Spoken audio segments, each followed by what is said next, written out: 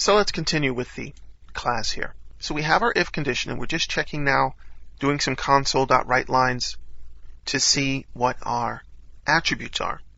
Now when we work with attributes, it's very easy just to use the .moveToAttribute method here.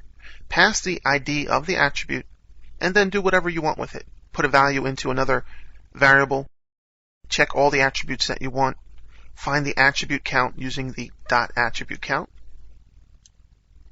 And again, if the line numbering is important for you, use the line numbering.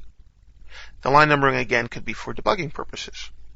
So you can see that we can very quickly go to our cart, get the ID, price, and quantity of each of those items, loop it. You can add the values up, bring the quantities together to figure out the shipping costs, add the prices up together to get the final cost, and etc. Grab the ID so you can output and print a receipt, things like that. So the XML is pretty much easy.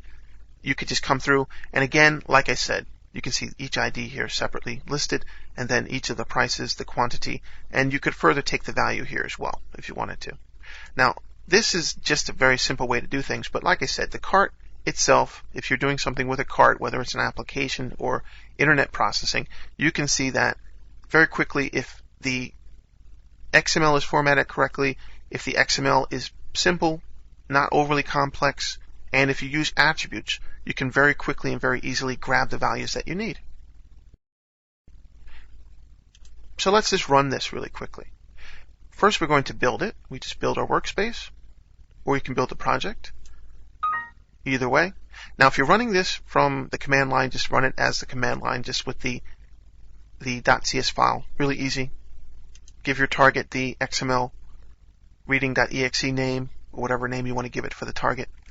And we have a command line open here, and I'll just show you what happens when we run it. Just like that. So it's basically outputting what you saw in the application there. Not a big deal. If you pipe this using the greater than sign and then give it a file name, you can pipe it to a particular output file, and that's going to take that console information and put it into a text file. And then you'll see that we come back here, and our out file is updated in primal code because it's very smart and knows how to do that.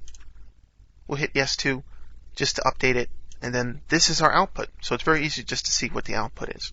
And very quickly, very easily, you see we can do some XML processing, reading XML, and working with it within an application.